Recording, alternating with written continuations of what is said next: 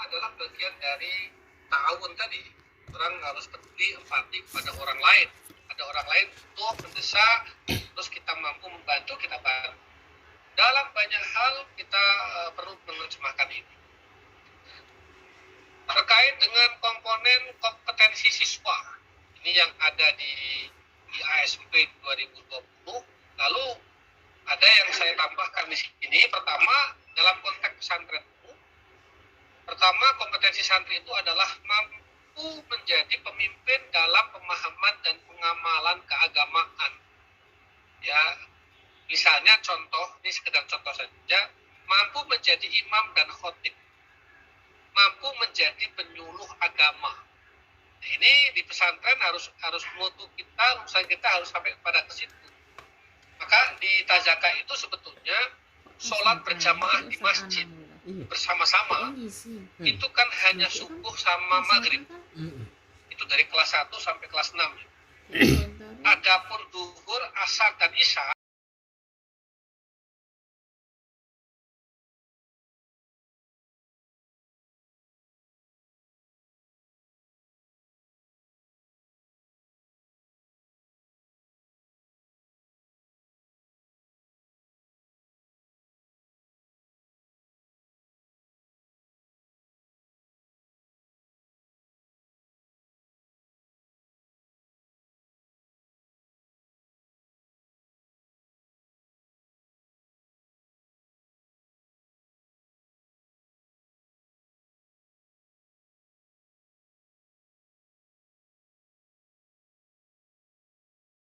satu kamarnya ada 15 orang. Nah ini contoh, kalau semua itu dilakukan sholat jamaah di masjid semua, proses ini nggak terjadi. Maka definisi sholat itu ada dua di pesantren. As-sholatu hiyal ibadah, as-sholatu hiya at-tarbiyah. Jadi tidak murni pendekatan ibadah ansih, tapi selain itu ibadah, ada pendekatan dia sebagai sebuah metode pendidikan. Kemudian yang kedua, kompetensi santri mampu berbahasa asing, terutama Arab Inggris ya, dengan baik, meliputi kemampuan berbicara, mendengar, membaca, dan menulis. Nanti ini ada kaitannya dengan manajemen sekolah. Saya akan abaikan saja dulu. Lalu mampu membaca dan memahami kitab turas berbahasa Arab. Kalau kita ini sebagai lembaga tafakuh fiddin dan diharapkan anak-anak kita ini ke depan menjadi pencerah pada kaumnya, maka dan Islam itu diantaranya berbasis pada kitab-kitab turas yang nggak signifikan, maka saya kira kemampuan untuk memahami dan membaca kitab turas standar ya, ini menjadi perhatian kita semua, pondok-pondok pesantren Muhammadiyah, ya melalui kurikulumnya, metodenya, ataupun melalui upaya-upaya lain. Berikutnya, proses pembelajaran. Saya kira sama, saya hanya menambahkan saja bahwa satu yang tambahan saya ya, mungkin ini menyingkat waktu, saya langsung di yang ini aja, yang tambahannya aja. Menggunakan bahasa asing, terutama bahasa Arab, sebagai bahasa pengantar dalam pembelajaran di kelas-kelas, khususnya untuk materi-materi keagamaan. Ini kan kita sudah lakukan di LP2M dengan menerbitkan buku-buku ajar yang sebagian sudah berbahasa Arab. Jadi saya kira upaya yang luar biasa dan patut kita apresiasi. Saya kira ini menjadi identitas. Itu yang membedakan kita dengan madrasah dan sekolah-sekolah umum. Jadi kemampuan bahasa ini tidak saja sebagai kemampuan untuk menelaah membaca kitab kuning, kitab turos atau buku-buku yang bermarojik bahasa Arab, tetapi juga ini di dalam konteks proses pembelajaran ini digunakan sebagai bahasa pengantar. Nanti ada kaitannya dengan kompetensi guru kalau begitu. Lalu melaksanakan pengayaan pemahaman kitab turos berbahasa Arab. Jadi kalau di sekolah itu ada melaksanakan pengayaan atau remedial pada mata pelajaran, kita melaksanakan pengayaan. Kan kalau di NU ada program Bahsul Masail. Di Muhammad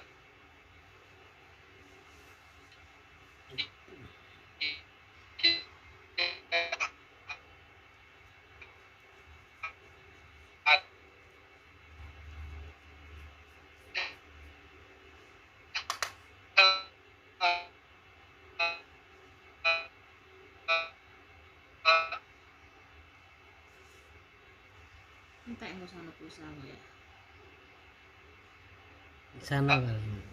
Apa namanya Siti di kampus ya untuk Duh. Keputus. Oh, konone. Ya, lek putus terus ini Recording in progress. tradisi atau budaya literasi membaca dan menulis itu kalau di pesantren kita harus ditambahkan budaya membaca dan menulis dalam bahasa Indonesia, Arab dan Inggris. Maka kalau di Tazaka itu ada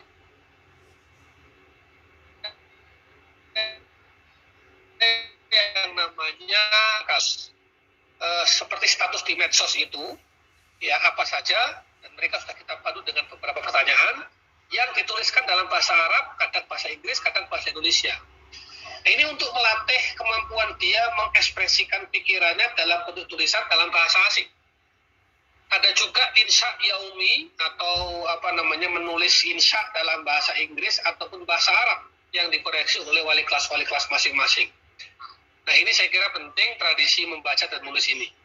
Pak Mubib, sekarang mulai tahun ini perpustakaan di Tazaka itu buka 24 jam. Jadi ya 1 minggu ini saya masih trial 3 hari dalam 1 minggu itu buka 24 jam. Insya Allah semester depan 7 hari dalam seminggu itu buka 24 jam. Jadi anak-anak yang bangun malam jam 2 malam dia mau tahajud qiyamul lail. Apa ya qiyamul lail itu mau 20 rakaat sampai 50 rakaat kan ya tidak. Lalu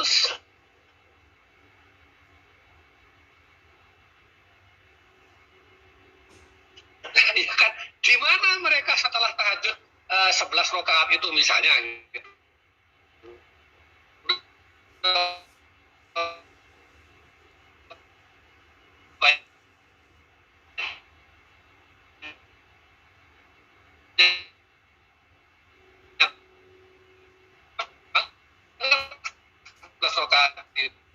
Di mana mereka? Atau kelas 6 yang tulis teks bahasinya? Nah, mungkin inspirasinya baru malam hari berarti akses terpenuhi kan? Duit ning ruang tamu. Catering mah.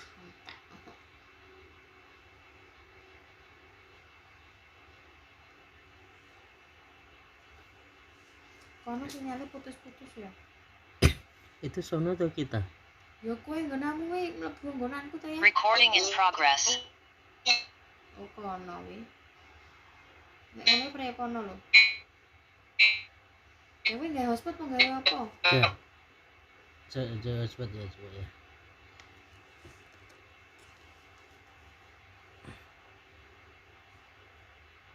Ini wis hotspot ya, wis. Menguasai pada saat dia mengalah tuh kata COVID ini jadi nggak matang gitu.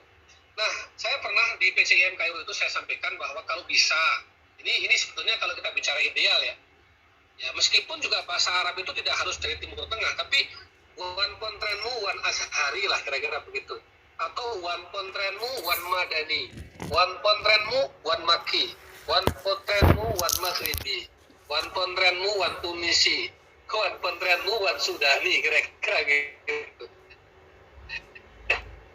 Keren.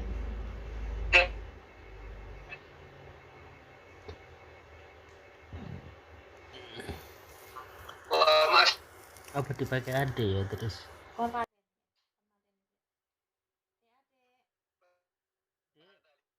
Terputus-putus lo punya ayah. Adik ngapain?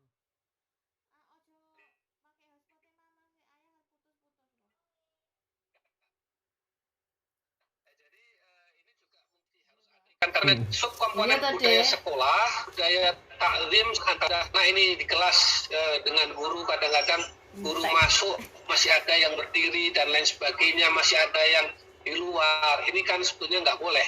Jadi guru itu harus orang yang terakhir masuk ke kelas. Sama dengan saya katakan, Syekhul Mahad atau Mudirul Mahad kalau ada acara di masjid, dia adalah orang yang terakhir kali masuk ke masjid. Jadi jangan sampai kiainya atau mudirnya sudah di masjid, anak-anak baru datang. Ini kan dalam adab etiket sopan santun dan takdim unggah-ungguhnya tidak pas lah gitu. Nah ini kan harus dibangun sikap seperti ini, budaya seperti ini. lalu menciptakan milieu Dek, bahasa asing. Jadi Bisa begini, dipakai kalau di loh. pondok salaf itu termasuk unggah-ungguh dan sopan santun santri kepada kiai atau guru itu adalah kalau dia menggunakan bahasa kromo inggil. Jadi kalau ada santri bertemu dengan guru atau kiainya kok bahasa Indonesia atau bahasanya Jawa Ngoko, itu suul adab. Nah, di tempat saya geser. Bukan dengan krama inggil atau bahasa Indonesia ya, tetapi minal adab antatakallam ma'a syaikhika au ma'a ustadika bil lughatil arabiyyah awil inggrisiyah. Jadi kalau ada santri menemui gurunya, menyapa gurunya bukan dengan bahasa Arab dan bahasa Inggris, itu suul adab. Ini supaya ada milieu bahasa, ada budaya.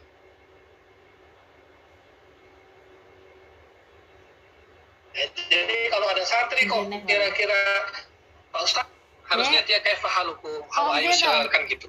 Nah ini supaya ada milieu. Jadi kita geser aja tradisi di salaf itu dari bahasa kromo inggil ke bahasa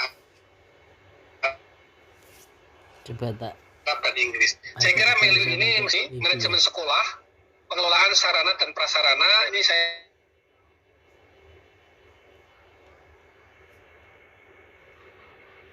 pendidikan ini harus terpenuhi sarana dan prasarana standar minimal, yaitu ruang asrama, ruang tidur, ruang belajar, tempat ibadah, MCK, ruang makan, dan fasum atau sarana dan prasarana olahraga. Ini kan kalau di sekolah sebetulnya tidak selengkap ini, karena sekolah kan tidak berpikir asrama, karena asramanya dipikirkan oleh orang tua masing-masing di rumah.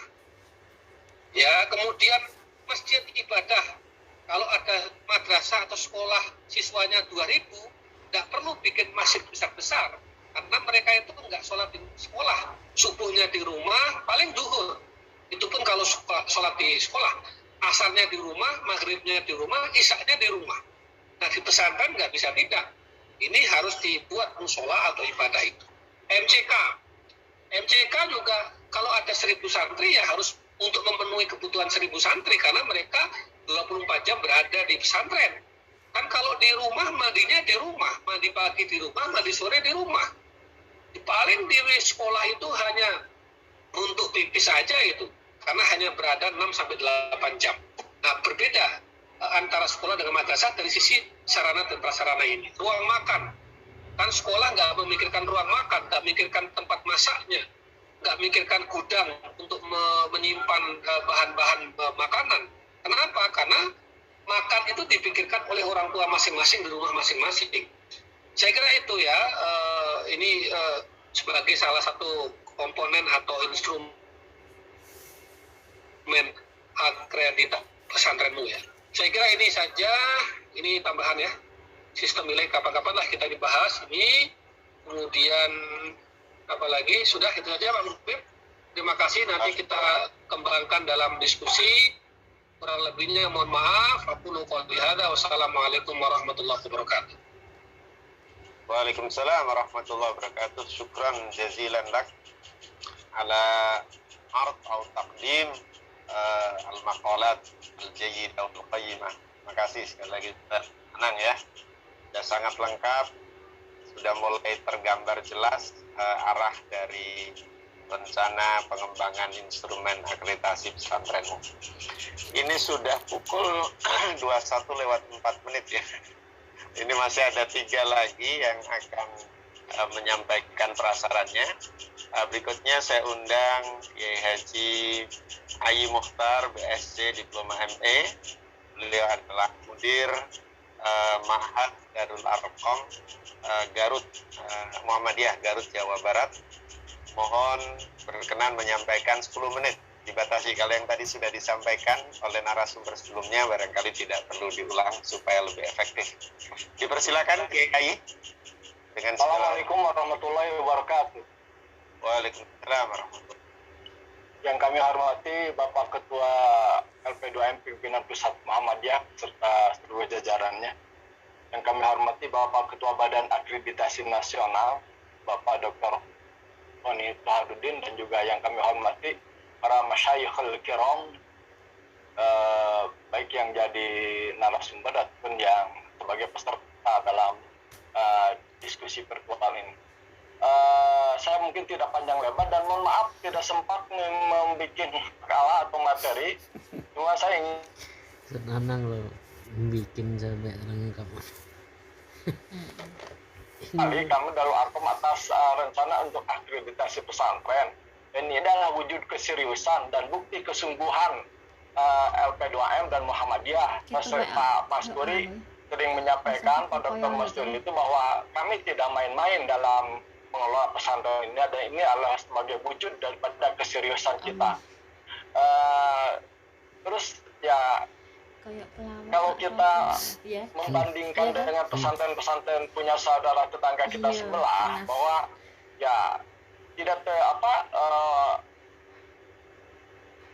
tidak ada semacam peraturan yang kita susun lah, pedoman yang kita susun, apalagi akreditasi. Tapi kita pesantren-pesantren yang sebelah itu, apalagi pesantren-pesantren yang masih salafi benar, itu menjadikan standar penguasaan kitab kuning itu sebagai butuh kelulusan. Para kiai itu dulu, para kiai atau dalam tata Sunda itu ajengan tidak memberikan izin kepada santrinya untuk membuka pesantren baru, membuka cabang, kecuali sudah memenuhi, sudah menguasai misalkan ada 5 kitab induk. Ada kitab misalkan kitab I'anatul Talibin, Syarah Fathul Mu'in, itu dalam fikihnya. Ada kitab Alfiyah Ibnu Malik. Terus ada kitab Jam'ul Jawami, ini yang paling sulit ya. Terus kitab Muqaddul Juman, Jauhar Maknun, ada kitab Alfiyatus Suyuti. Nah, itu semua menjadikan standar atau bahan seorang santri apakah benar-benar sudah menguasai atau tidak, dan nanti diizinkan untuk membuka pesantren. Nah, kita sebenarnya melalui akreditasi itu mari kita sepakati kalau standar kelulusan, standar kompetensi lulusan dari pesantren Muhammadiyah itu apa, sehingga atas dasar itu kita bagi yang masih masih terbelakang ya bisa mengejar. Kita harus bagaimanapun juga di dalam membina, membangun suatu pesantren itu ya kita harus memegang kepada al-thawabit dan kepada al-sholah. Al-thawabit itu nilai-nilai luhur yang mendorong para pendiri misalkan kalau Garut Darul Arkom, bagaimana nilai-nilai luhur, nilai-nilai mulia yang mendorong para pendiri dia mendirikan pesantren itu. Dan kedua, sebagai generasi berikutnya, saya misalkan itu harus memelihara betagayyurat. Itu nilai-nilai yang nilai perubahan. Kalau dulu para kiai dulu itu bercita-cita melahirkan melalui pendidikan DA itu pesantren DA terlahirnya ulama yang intelektual yang ulama. Nah, sekarang itu kita tambah yang milenial gitu. Jadi tidak cukup sebagai intelektual yang ulama-ulama intelektual, tapi harus berwawasan milenial. Dan itu mengharuskan terselenggaranya atau adanya di pesantren itu suatu laboratorium bahasa. Ya, bahasa Arab dan bahasa Inggris ini menjadikan bahan akreditasi kita. Kalau menurut Kalau menurut Jamaah Sadir Dopir tentang unsur pesantren, yaitu ada 5, ada kiai dan ada kiai, ada santri, ada pondok, ada masjid, dan ada kajian kitab. Nah, ini tolong harus menjadikan rujukan kita untuk menjadikan bahan dasar dalam akreditasi tiap pesantren. Kita dalam misalkan dalam rukun tentang atau unsur pesantren tentang pondok, kita dalam masalah ini tidak bisa mengabaikan gitu. Berbeda dengan tadi yang sebagaimana disampaikan oleh Ustadz Anang, oleh Ustadz Ali Aulia, bahwa karena santri itu 24 jam tinggal di komplek, ini ketersediaan fasilitas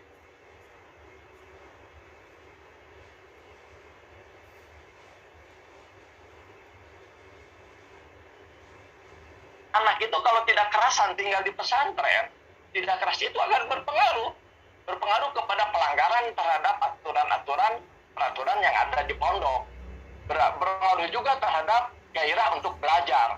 Itu harus menjadi bahan penilaian. Yang mungkin kalau hanya bersifat sekolah atau pesantrennya tapi santrinya ngalong pulang pergi ke rumah, itu tidak menjadi sebagai penilaian kita. Ketersediaan fasilitas itu harus menjadi ukuran bagi kita. Nah itu. ketersediaan ruang terbuka lah untuk main dan untuk olahraga.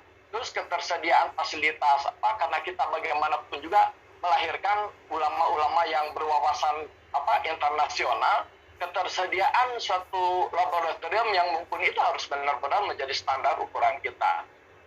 Terus masalah ini kajian kitab kuning sebagai Pak Mas Ridofir tentang ini kita harus menjadikan standar ya, maksudnya standar yang menjadi ideal menurut LPKM itu apa gitu. Dan karena untuk itu Darul Arqam itu akan berupaya kita menguasai kitab-kitab di atas kitab-kitab yang diterbitkan LP2M, itu kita akan menuju ke arah sana. Jadi sehingga ketika ada buku terbitan LP2M, insya Allah kalau kita sudah menguasai buku-buku yang di atasnya, kita akan mampu untuk membacanya. Misalkan lah untuk tauhid kita menguasai kitab Fathul Majid, kita Syarah Thahawiyah itu sangat diperlukan. Itu untuk menguasai kitab-kitab bagaimanapun LP2M menerbitkan kitab-kitab, kita berupaya untuk menguasainya. Nah ini juga kita berupaya untuk tolong melalui akreditasi ini, misalkan ada standar rujukan-rujukan untuk penilaian tentang rukun pertama itu kiai tadi, dalam unsur pertama itu kiai. Nah kiai yang memenuhi kriteria menurut LP2M itu adalah ya kita harus benar-benar misalkan tidak saja menguasai ilmu agama, tapi bahasa internasional itu sebagaimana tadi disampaikan oleh Ustaz Anang itu harus menjadi suatu kemutlakan gitu. Karena ketika misalkan pihak induk persyarikatan mengajukan calon pimpinan, yaitu penguasaan tentang bahasa Arab, bahasa Inggris itu adalah suatu kriteria yang mesti dimiliki, syarat yang harus dimiliki oleh seorang calon pimpinan dari pesantren. Karena kita akan sekali lagi akan mengantarkan, kalau kita sepakati, tidak saja ulama yang intelektual atau intelektual ulama, tapi ya sekali lagi harus berwawasan internasional, apalagi di zaman yang milenial ini. Jadi itu mungkin Pak Dr. Muhbib, apa yang bisa kami sampaikan. Sekali lagi maaf tidak sempat untuk menyusun materi sebagaimana narasumber yang sebelumnya. Terima kasih atas segala perhatiannya. Assalamualaikum warahmatullahi wabarakatuh. Waalaikumsalam warahmatullahi wabarakatuh. Terima kasih Kiai Ayi, Hajengan Ayi atas prasarannya dengan mengacu pada Arkanul Ma'had yang sudah dirumuskan oleh Zamah Saridofir dalam disertasinya itu yang 5 ya. Ada kiai, ada santri, ada asrama atau pondok, ada masjid dan ada kitab kuning ya. Walaupun tentu ini tidak mesti harus diacu secara mutlak karena karakter pesantren kita, kultur pesantren kita tentu berbeda dengan pesantren yang ada di sebelah sana, terutama dalam hal kitabnya. Baik, karena waktu juga ini sudah semakin mendekati akhir ya, mohon lebih ini lagi waktunya. Yang berikutnya kami undang Kiai Haji Muhammad Rifki Rosyidi MA. Beliau adalah salah seorang mudir di Pondok Modern Muhammadiyah Paciran, Lamongan, Jawa Timur. Alhamdulillah peserta kita masih konsisten di atas 160 dan ada dari Papua, dari berbagai wilayah. Saya lihat. Dipersilakan Kiai Rifki untuk segera menyampaikan prasarannya. Sarung. Seperti ini dong. Assalamualaikum warahmatullahi wabarakatuh. Waalaikumsalam warahmatullahi wabarakatuh. Alhamdulillah, wassalatu wassalamu ala Rasulillah wa ala alihi wa ashabihi wa man ittaba huda, amma ba'd. Insyaallah tidak lebih dari 5 menit mungkin. Saya tidak akan berbicara secara detail karena semua komponen insya Allah sudah ada dalam panduan yang sudah kita susun. Bahkan instrumen akreditasi ini dulu pernah kita susun separuh di pertemuan bulanan itu, dan yang nyusun hadir di sini kayaknya Pak Hasan Rosidi itu. Cuma karena kita tidak lanjutkan, maka perlu pembicaraan lebih luas, maka kemudian instrumen itu yang mengacu pada 9 standar itu kemudian di cancel sampai waktu yang belum ditentukan. Dan alhamdulillah malam ini kita mulai dengan pembahasan itu. Sehingga nanti yang saya sampaikan hanya global dan tidak mendetail seperti Pak Aulia dan Pak Anang Riza.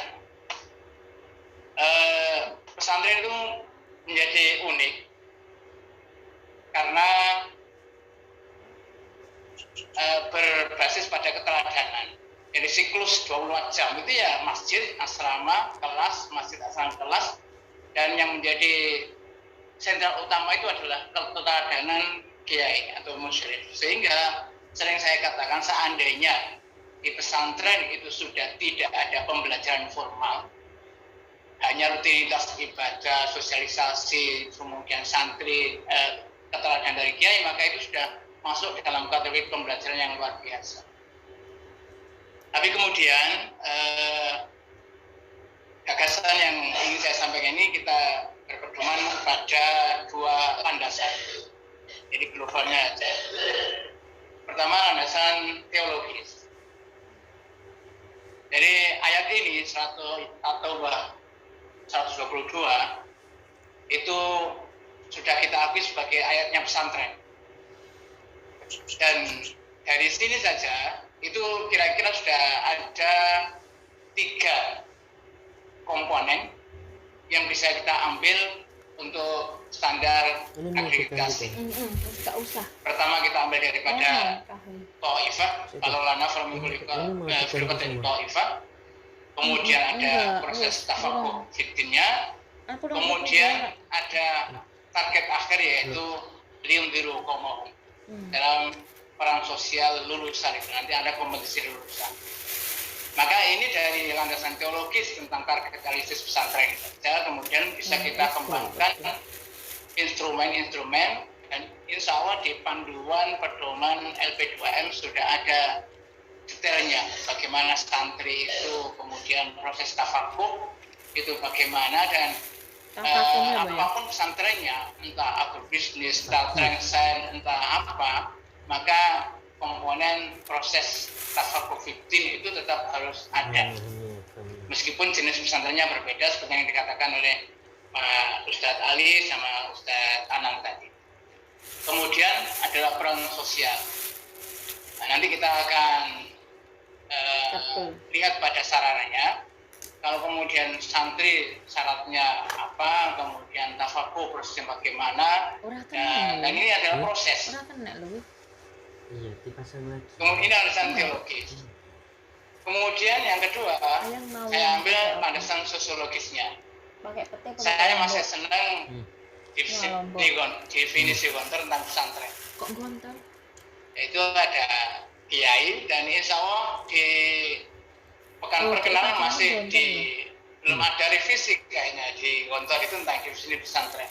Ya, masjid sebagai sentral, kiai sebagai figur, kemudian ada kegiatan tafakuh sebagai pendidikan Islam.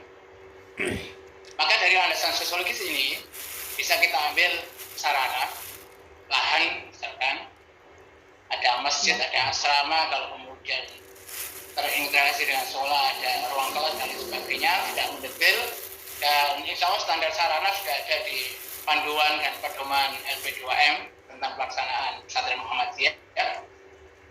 Kemudian kita lihat ada sistem pembelajaran, ada pembiasaan yang konsisten, hampir semua pesantren sama, entah itu orientasinya bahasa. Saya tidak berbicara tentang pondok modern saja, karena yang dilakukan di pondok modern Paciran itu hampir sama dengan di pesantren yang lain. Ada orientasi, tergantung orientasi pesantrennya. Kalau dulu di Paciran menggabungkan antara orientasi fikih dan orientasi bahasa, maka kemudian setiap tahun ada peningkatan, ada revisi orientasi, sehingga benar-benar nanti bisa mewujudkan lulusan yang mundirul qaum, yang target realistis dari pesantren tadi. Dengan demikian, maka komponen yang kemudian bisa kita buat standar, ya sederhana saja sesuai dengan dua landasan tadi, tidak mendetail. Kalau saya kemudian mengambil hadis halakal mutanabbi'un itu ya, Maka mudah-mudahan akreditasi yang kita lakukan dengan standar ini bukan untuk membuat minder pesantren yang belum sampai kepada sini, tapi kemudian bisa mengangkat moral untuk memperbaiki itu.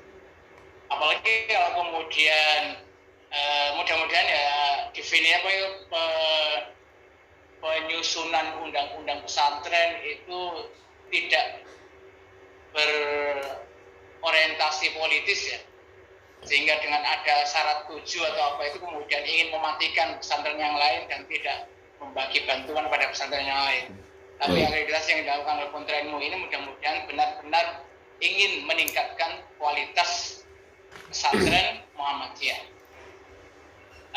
Oleh karena itu maka tidak butuh banyak instrumen, tidak butuh banyak komponen, cukup yang kira-kira mempengaruhi peran sosial pesantren dan lulusan di masyarakat. Kalau kemudian kita kembali kepada Muhammadiyah, maka peran lulusan yang mundirul qaum itu hendaknya ya kembali ke Muhammadiyah. Maka saya sering mengajak wali-wali murid yang punya background Muhammadiyah itu menyekolahkan, memondokkan putra-putrinya di pesantren yang berbasis Muhammadiyah. Karena masyarakatnya jelas, komunitasnya jelas. Dan kita melihat pesantren-pesantren meskipun kultural, tapi tidak atas nama Muhammadiyah di sekitar Pacian itu untuk ke masyarakat, berperan di masyarakat itu kerepotan. Karena basis masyarakatnya tidak ada yang berbasis orientasi pondok atas nama kiai itu. Tapi biasanya kalau tidak NU ya Muhammadiyah. Nah, ini. Maka keuntungan pondok di pesantren Muhammadiyah itu adalah ketika sudah lulus itu mundirul kaumnya sudah jelas, komunitasnya jelas, jadi mudah untuk punya komunitas yang bisa diterjuni. Dengan demikian kita harapkan nanti ketika kita sudah melakukan standar dan instrumennya kita ambil dari baik tadi yang diusulkan oleh Pak Ustadz Anang atau kemudian kita ambil dari perincian di standar pesantren di panduan dan pedoman, maka kita mengharapkan bahwa akreditasi yang dilakukan oleh Pontrenmu itu kemudian mampu memilah pesantren yang 400 yang sekarang ada, ini kan kemudian masih campur antara kultural dan struktural, sehingga tidak mungkin kultural itu mau mengikuti standar yang dilakukan oleh Pontrenmu oleh LP2. Makin kemudian ketika kita sudah mengetahui mana yang kultural dan struktural tujuan akreditasi kita ini, ada kemudian dilakukan untuk pembinaan. Yang kedua, kita harapkan dari akreditasi ini kemudian LP2 dengan sarana ini mampu meluruskan orientasi keberagamaan Pontrenmu. Jadi seperti yang dulu kita bahas di gagasan, kalau saya juga dengan Pak Din Samsudin. Pak Din Samsudin, anak-anak Senin Pondok ini ya. Tapi saya mendirikan pondok. Ya terus? Di sana. Jogja. Halo, Pak Kiai Rizky? Tahu kelihatannya? Di Lombok. Atau habis kuotanya? Masa penggerakan. Tapi kan halo, Pak Kiai Rizky? Sering-sering. Iya, maksudnya terus.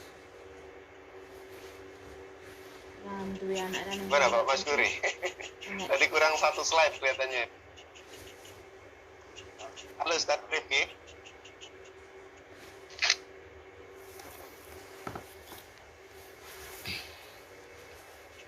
Ustaz Rifki? Datanya keluar, Pak. Keluar ya kelihatannya ya. Baik. Nanti mungkin kalau ada informasi tambahan bisa disampaikan saat diskusi ya. Kita ucapkan terima kasih. Mudah-mudahan nanti bisa gabung lagi.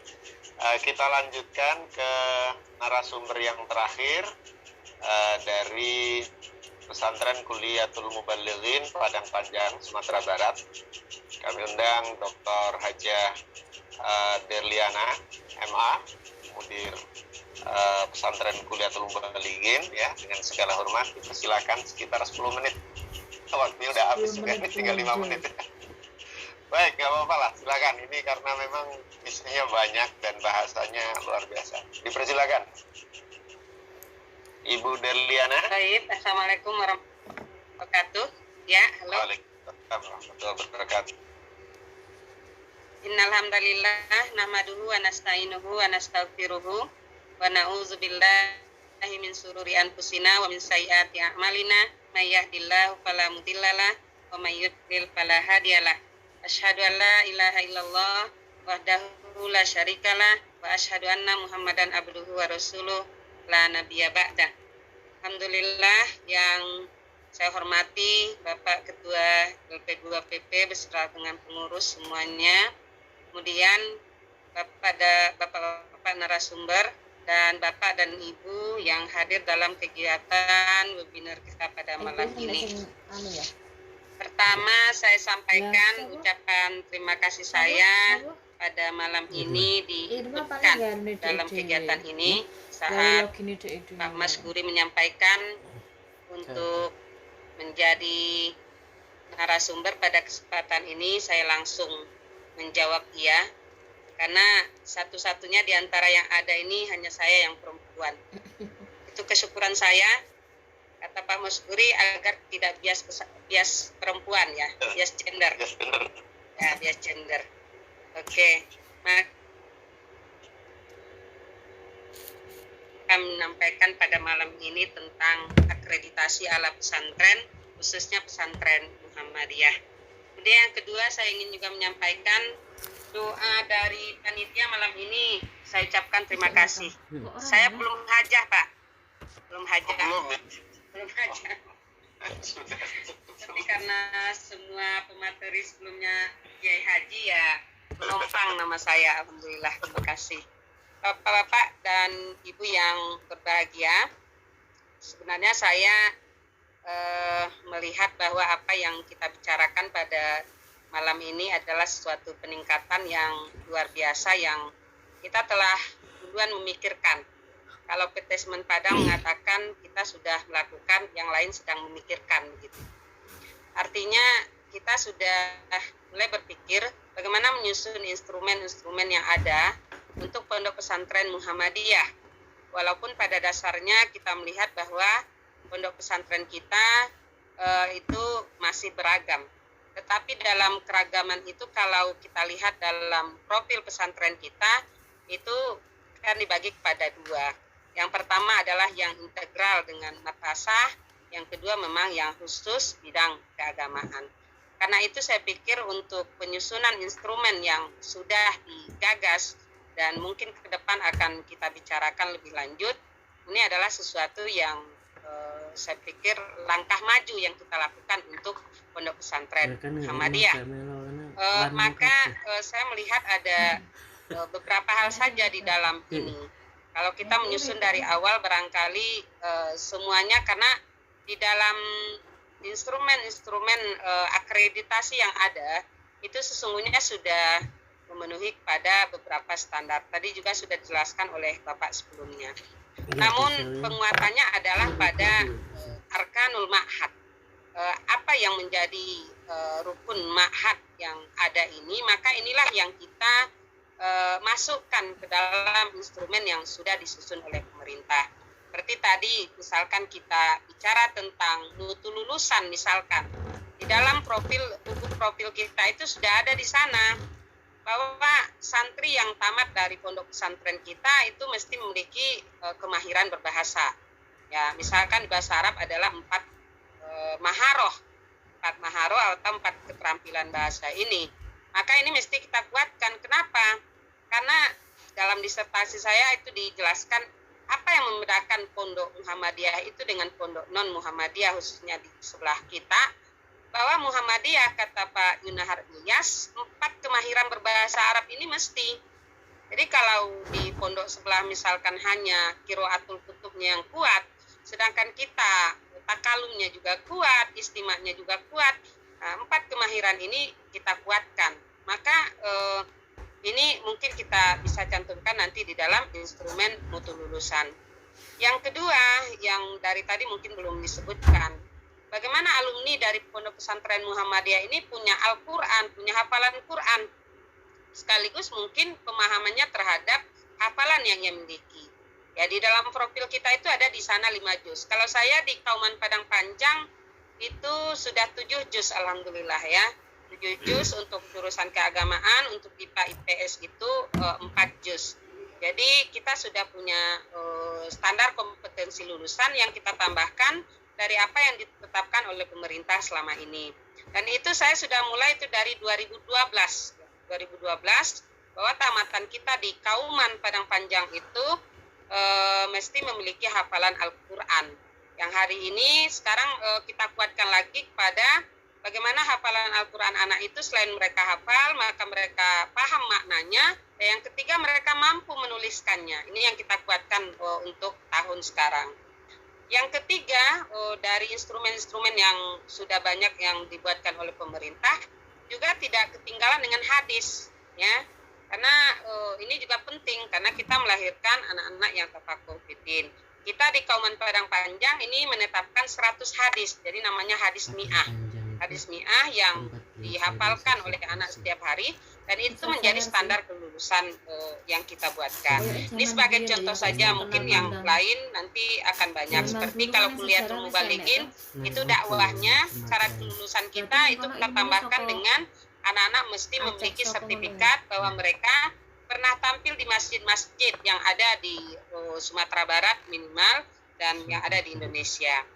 Yang kedua dalam instrumen tentang proses pembelajaran tadi sudah disebutkan juga ya, kitab kita sudah ada sebenarnya, maka itulah yang dikatakan dengan proses pembelajaran PAI berbasis pondok pesantren. Nah, cuma pelaksanaannya bagaimana nanti mata pelajaran akidah, akhlak, Al-Quran, hadis, fikih, kemudian SKI dan bahasa Arab itu menjadi satu kesatuan pembelajaran yang dilakukan di sekolah atau di madrasah dan di asrama sebagai pilar pesantren.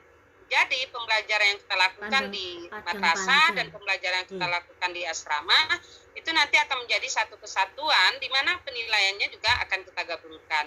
Kemarin dalam disertasi saya juga membahas tentang ini, bagaimana pelajaran PAI yang ada di madrasah, kelompok PAI yang ada di madrasah itu diajarkan berbasis pesantren, dan ini juga dimatchingkan, disesuaikan dengan pembelajaran yang dilakukan di asrama. Kemudian literasi kitab-kitab berbahasa Arab. Berikutnya adalah mutu guru, tadi juga sudah disampaikan, menguasai bahasa Arab dan Inggris. Kita sudah mewajibkan di Kauman Padang Panjang, pengantarnya adalah bahasa Arab dan pengantarnya juga adalah bahasa Inggris, dan penutupnya juga seperti itu. Serta mungkin informasi-informasi yang lain ketika kita meminta anak untuk minta izin, anak-anak sudah menggunakan bahasa Arab dan bahasa Inggris. Sesuai dengan pekannya, kalau kita itu pekan pertama dan ketiga berbahasa Arab, pekan kedua dan keempat berbahasa Inggris. Berikutnya adalah, ini tidak kalah penting, bahwa guru-guru kita yang ada itu ada standar Muhammadiyahnya bagaimana. Ya, pemahaman Muhammadiyah seperti apa. Dan nanti dalam hal ini tentu ada indikator yang ditetapkan. Kemudian aktif dalam pengajian dan pengajian Muhammadiyah. Ini penting karena guru-guru di pesantren Muhammadiyah tentulah guru-guru yang memiliki pemahaman Muhammadiyahan yang kuat seharusnya. Yang berikutnya adalah manajemen. Bagaimana manajemen yang ada, bahwa mulai dari pimpinan sampai ke guru itu memiliki koordinasi yang baik dengan persyarikatan. Sebab bagaimanapun ini harus ada di dalam standar yang kita buat. Karena pesantren Muhammadiyah ini adalah bagian dari amal usaha Muhammadiyah. Dia yang tadi juga sudah disebutkan tentang asrama yang representatif dan ada SOP yang kita tetapkan untuk asrama. Saya pikir itu saja yang disampaikan pada malam ini, dan saya yakin dan sekali lagi mengatakan bahwa apa yang kita lakukan pada malam ini dan yang sudah dirancang oleh LP2PP adalah suatu niat yang baik yang perlu kita teruskan, dan kita di pondok pesantren menyokong dan mendukung agar ini terus kita lakukan, dan nanti instrumennya kita akan bersama-sama menyusunnya sehingga di pondok pesantren Muhammadiyah kita punya ajuan yang kuat. Demikian, syukran jazilan, fastabiqul khairat. Assalamualaikum warahmatullahi wabarakatuh. Waalaikumsalam warahmatullahi wabarakatuh. Terima kasih Ibu Derliana. Mohon maaf kalau tadi ada tambahan itu yang ditulis oleh panitia. Tapi nggak apa-apa, mudah-mudahan sebagai doa ya. Sebagai doa. Baik, cuman tidak perlu ditulis nanti ya. Kalau belum haji, kalau ditulis gelarnya kan nggak enak. Jadi PH ya. Baik, kita sudah menyimak para narasumber. Sekarang giliran diskusi, tapi waktunya sudah pukul 21:35. Gimana Pak Mas Pur ya? Pak ditambah 5 atau berapa menit tambah? Ya, kita sepakati berakhir di pukul 21:50 lah, biar ada kesempatan, ada interaksi, ada sharing ideas. Kita yang berhak atau yang akan menyampaikan barangkali pendapat ya, tidak usah bertanya saya kira karena ini fokus grup discussion ya, itu 3 orang sajalah, tapi jangan lama-lama, to the point saja. Saya belum lihat chat apakah ada pertanyaan yang ditujukan atau ini ada saran di chat, kelihatannya nggak ada. Kalau gitu saya persilakan saja, siapa yang pertama? Ada Pak Swandi MS, mana ini yang raise hand ya, Pak Swandi, dipersilakan. Assalamualaikum warahmatullahi wabarakatuh. Waalaikumsalam warahmatullahi wabarakatuh. Swandi dari MBS Tanggul, Jember. Oh Pak, jauh dari Jawa Timur. Silakan. Langsung saja karena waktunya cukup mepet. Ini pandangan dari saya, minimal dari hasil diskusi pada malam hari ini, yang ada beberapa yang perlu kita sepakati, baik pesantren Muhammadiyah yang sudah maju dan berkembang ataupun yang masih merintis seperti itu, yang baru terutama.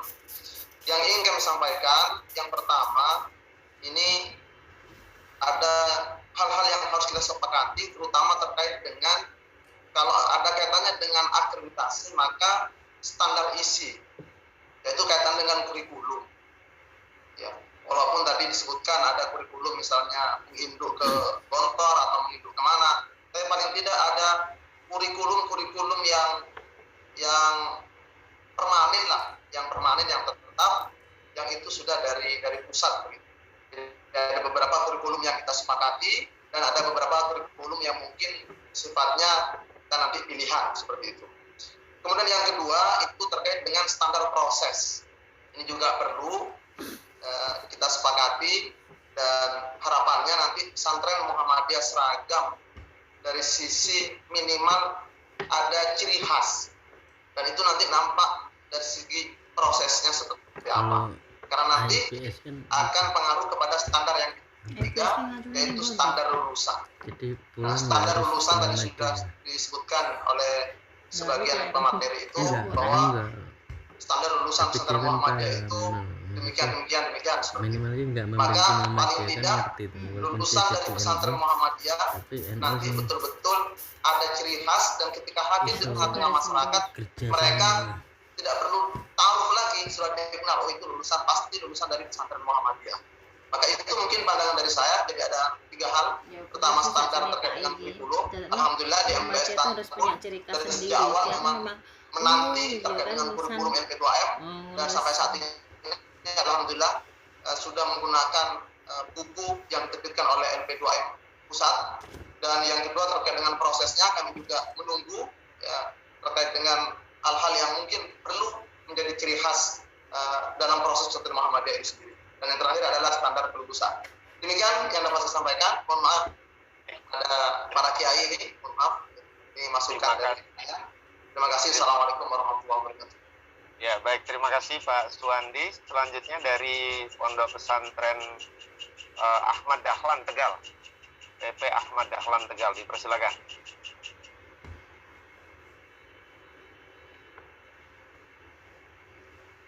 Ahmad Dahlan Tegal. Mana suaranya ini? Ini. Ya, silakan. Baik. Assalamualaikum warahmatullahi wabarakatuh. Waalaikumsalam. Rian Khairul Rijal dari Ahmad Dahlan Tegal. Sebelumnya kami sampaikan salam dari Ustadz Inamullah, Mudir Ahmad Dahlan untuk semuanya. Sepertinya perlu dimasukkan dalam pertimbangan untuk akreditasi bahwa ada beberapa pondok pesantren yang menyelenggarakan pendidikan formal secara terintegrasi sehingga mereka memiliki standar yang ditentukan oleh standar nasional pendidikan. Apakah nanti kita sepakati bersama bahwa dalam akreditasi pesantren Muhammadiyah itu mengakomodir standar madrasah atau sekolah di masing-masing satuan. Ini khususnya bagi yang melakukan atau melaksanakan pendidikan secara integrasi. Artinya standar akreditasi pesantren Muhammadiyah ini mengambil nilai dari akreditasi atau mengulangi akreditasi sekolah yang ada di bawahnya atau tidak. Syukron Ustaz. Baik, terima kasih Ustaz Rian Khairul Rijal. Ya, satu lagi. Siapa ini yang raise hand? Atau cukup dua dulu? Ada lagi tidak nih? Satu lagi barangkali. Ini ada on. Siapa ini? On. N. Kasram lah orang. Baik, saya kira cukup dulu karena nggak ada yang angkat tangan, mungkin sudah malam. Barangkali mau menanggapi dari narasumber, tidak harus semuanya. Mungkin yang perlu mempertimbangkan tadi ada fokus pada standar kurikulum, proses dan lulusan dari MBS Tanggul tadi atau dari instrumennya tadi mungkin mengakomodasi beragam pesantren gitu, yang di dalamnya ada satuan pendidikan madrasah. Oh, ini ada satu lagi nih, Pak Yunus Muhammadi ini. Ya, silakan Kiai Yunus. Tafadhol.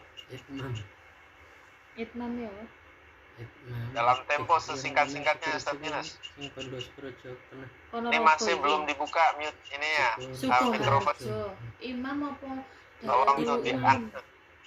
Itmam itu Ustaz Yunus. Pondok Muhammadiyah. Dia kan yang wah, ini harus ada yang nutulkan. Dibentuk majelis Ustaz Yunus, pesantren. itunya masih belum dibuka unmute-nya. Suaranya sama di Desmen. Banyak pondok-pondok Muhammadiyah di bawah. Ya, monggo Ustaz. Di Desmen. Saya cuma nambah dia Ustaz. Jadi saya pikir FGD seperti ini mohon bisa dilanjutkan. Jadi saya yakin banyak manfaatnya FGD seperti ini. Dan nanti juga Ustaz diperluas sehingga tidak hanya 151 tapi bisa banyak pesantren yang bisa ikut FGD seperti ini. Kemudian yang kedua, kan memang tadi kita ketahui banyak pesantren Muhammadiyah itu yang memiliki surah formal baik MTS, Aliyah maupun SMP, SMA. Dan hampir semua sekolah atau madrasah yang di pesantren Muhammadiyah itu sudah terakreditasi maupun AB atau JLA. Lain nanti kan wilayahnya beda dengan pesantren. Nah, juga ini perlu ada semacam apa? Ada sama penjelasan yang real, yang jelas, sehingga insya Allah semua pesantren bisa memahami. Nah, saja tadi yang penting kami misal FGD seperti ini bisa tidak lanjuti, tidak hanya sekali ini. Masih. Assalamualaikum warahmatullahi wabarakatuh. Waalaikumsalam warahmatullahi wabarakatuh. Ini kalau pandemi sudah tidak ada, kita akan keliling dari pesantren ke pesantren misalnya ke Yunusnya sambil ngopi-ngopi atau apa. Jenenge kayak Yunus toh. Baik, ya harapannya mungkin seperti itu nanti karena bayangan saya ini prosesnya masih panjang. Instrumen yang harus disiapkan, aplikasi ya, menyiapkan ini ya IT-nya, pembinaan pesantren dan sosialisasi instrumen, rekrutmen asesor dan lain-lain masih banyak sekali, masih panjang perjalanannya. Oke, silakan barangkali ada yang ingin berikan tanggapan secara umum terhadap 3 peserta diskusi tadi yang sudah menyampaikan usulan-usulannya. Siapa dulu? atau cukup dicatat saja Pak Mas Buri sebagai masukan, nanti dilanjut lagi Mungkin dalam saya ini saya pertanyaannya ke LP2 ya. Jadi dari Jember ya, Ustadz Suwandi ya. Iya. Kalau kurikulum sadar proses kan sudah ada, kita cetak. Apa belum? Kan sudah kita terbitkan ya. Kemudian ditindaklanjuti dengan buku kan. Jadi sudah ada, makanya yang mana itu yang dipertanyakan. Kemudian yang terkait dengan apa tadi dari Ahmad Dahlan ya. Iya. Pesantren kita itu dalamnya itu sekolah atau madrasah. Nanti kita sepakati kalau sekolah dan madrasahnya kan sudah diakreditasi ya. Kita kan fokus pada kepesantrenannya. Pesantrenannya itu apa yang kita sepakati? Komponen-komponen apa yang perlu sebagai ciri khas pesantren? Bukan menilai sekolahnya atau madrasahnya, karena itu sudah dilakukan akreditasi. Kalau melakukan akreditasi kepada sekolah madrasahnya ya double. Justru kita pesantrenannya yang akan kita akreditasi. Dan bentuk pesantren kita itu ya dalamnya sekolah atau madrasah. Hampir tidak ada yang salafiyah, yang kajian hanya kitab kuning, tidak ada. Nah, ini justru FGD ini adalah bagaimana kita menyepakati komponen apa saja kira-kira yang menjadi titik bidik kita ya untuk dinilai. Kemudian dari komponen-komponen yang kita sepakati indikator-indikatornya. Tadi kayak Anang sudah membuat contoh-contoh itu, sudah semakin clear itu. Kemudian dari Kauman Padang Panjang juga. Tinggal kita menyepakati mana yang mana, karena tidak mungkin itu. Jadi tentunya seperti yang dikembangkan di Ban SM sekarang adalah pendekatannya adalah pendekatan performance, bukan pada compliance. Jadi kita tetap prinsip itu sama ya untuk pesantren. Hanya saja komponen mana yang akan kita sepakati menjadi fokus. Ada di komponen-komponen yang kita sepakati nanti dielaborasi pada indikator-indikator. Nah, tentunya tadi kan ada dari kayak Anang kan ada tambahan-tambahan ya. Kalau di sekolah madrasah pada konteks mutu lulusan ini ternyata di pesantren ada tambahan. Itu yang kita sepakati nanti. Kemudian yang Pak Kiai Yunus, ya memang FGD itu tidak cukup sekali ya. Jadi, kalau sekali nggak jadi jadinya. Jadi ini adalah bola pertama ya. Bola pertama ditendang harus dilanjutkan ya. Jadi sampai jadi. Dan saya senang karena Pak Tony Toharudin beliau sangat mampu untuk menciptakan sistem ya aplikasinya nanti, karena beliau juga yang menginisiasi yang ada di Ban SM. Jadi sekarang nanti kita sistemnya mirip-mirip dengan Ban SM. Jadi semua serba menggunakan aplikasi. Tapi komponen-komponen yang kita sepakati itu yang harus kita setujui oleh kita ya. Karena yang tahu Bapak Ibu sebagai mudir pesantren, tetapi ilmu bagaimana merajutnya nanti Pak Tony dan tim termasuk saya akan bisa mewujudkan instrumen akreditasi untuk pesantren Muhammadiyah. Nah, dengan catatan bahwa yang kita lakukan ini dalam konteks sistem penjaminan mutu internal. Ya. Karena yang eksternal itu kewenangannya pemerintah gitu kan. Dan saya yakin Majelis Masyayikh juga akan kerepotan menyusun sistem akreditasi pesantren karena sangat banyak variasi pesantren di Indonesia. Mau pakai yang mana itu? Kalau kita relatif mudah karena jenis pesantren kita itu sekolah atau madrasah di dalamnya. Meskipun ada ciri-ciri khusus. Ada di kurikulum yang kita buat, yang kita sepakati itu yang standar nasional yang sama. Adapun kekhasan masing-masing pesantren monggo dikembangkan.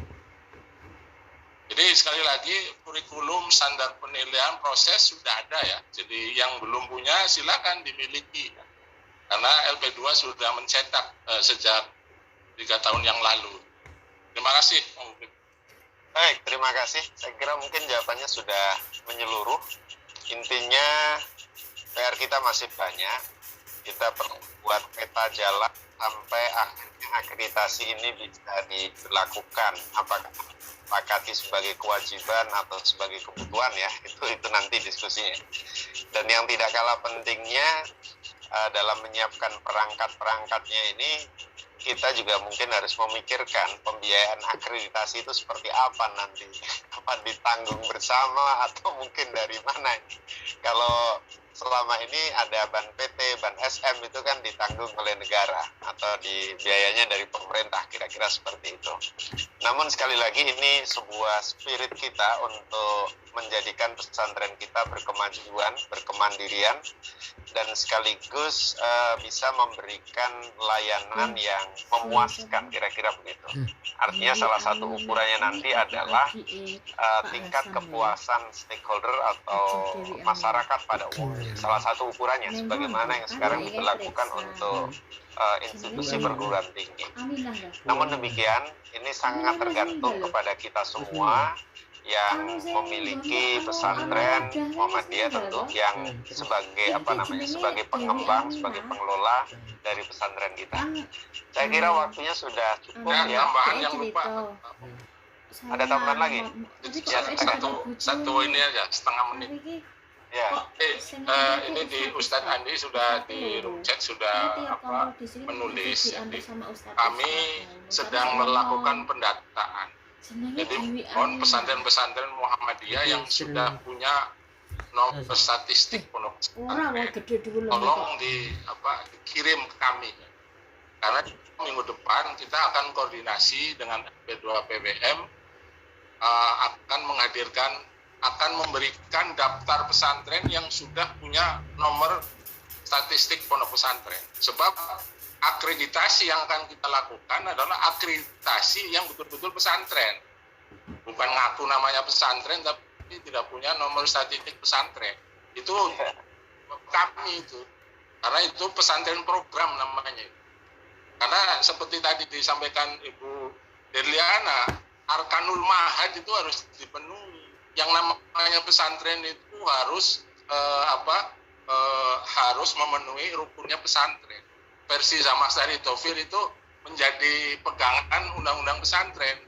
Ada kiai, ada santri, ada masjid, ada asrama, ada kajian kitab kuning atau dirasa Islamiyah. Nah, sekarang pemerintah ketat. Kalau Arkanul Mahad yang 5 itu tidak terpenuhi, pemerintah tidak akan memberikan izin operasional, termasuk nomor statistik. Karena itu tolong yang hadir di di FGD ini, bagi yang sudah punya, tolong dichat di grup PA ya, di grup PA Mudir. Kami sedang melakukan pendataan. Karena ini menjadi sasaran akreditasi juga ke depan. Terima kasih. Baik, terima kasih sekali lagi Pak Mas Kuri. Jadi memang sama ya dalam perguruan tinggi juga begitu, izin pendirian atau pembukaan prodi baru atau perguruan tinggi baru itu memang harus ada ketentuan minimal ya, syarat minimal harus terpenuhi ya. Ya ada lahannya, ada gedungnya, ada dosanya dan lain-lain. Pokoknya terpenuhi arkannya tadi. Oke, sekali lagi karena sudah cukup larut malam, sudah hampir jam 10, mungkin nanti akan diinformasikan kembali apakah FGD kita ini setiap Jumat malam ya, malam Sabtu, atau setiap 2 kali dalam 1 bulan atau setiap bulan, nanti akan diinformasikan lanjutannya. Intinya FGD kita ini berseri dan betul-betul mudah-mudahan ya nanti sampai menghasilkan produk instrumen dan macam-macamnya, termasuk aplikasi sistem pembinaannya dan lain sebagainya. Karena ini sekali lagi kerja jangka panjang, kerja yang tidak cukup selesai 1-2 bulan ya. Dan ini memerlukan kontribusi kita semua, untuk kepentingan kita semua, untuk memajukan pesantrenmu semua. Saya kira demikian FGD kita. kita akhiri saja FGD malam hari ini. Sekali lagi sebelum diakhiri saya ingin mengucapkan terima kasih kepada semua narasumber, semua peserta hadirin ya, baik praktisi pesantren, murid pesantren atau yang lain, karena saya lihat banyak juga yang tidak langsung terlibat di pesantren tapi saya kira punya kepedulian terhadap pesantren. Mari kita akhiri FGD malam hari ini dengan sama-sama membaca hamdalah. Alhamdulillahirrahmanirrahim. Subhanakallahumma wa bihamdika asyhadu an la ilaha illa anta astaghfiruka wa atubu ilaik. Demikian nasrun minallah wa fathun qarib wa basyiril mu'minin. Wassalamualaikum warahmatullahi wabarakatuh. Menghidupkan kelompok sendiri semua. Bangga. Jadi ini hari Oke. Pamit, Pak Mufid. Ya, sama-sama. Makasih. Ya. Syukran semuanya. Selamat. Sukses. Ya. Terima kasih Kiana. Ya, Pak. Recording stopped. Ya. Pamit, Pak Mas Kurik. Yo, makasih Pak Tony. Pamit semuanya. Ya, semuanya pamit. Mohon izin ya Pak. Ya, terima kasih Bu. Ya, Bu Haja. Betul. Kita ketemu lagi. Berdin. Ya, insya Allah.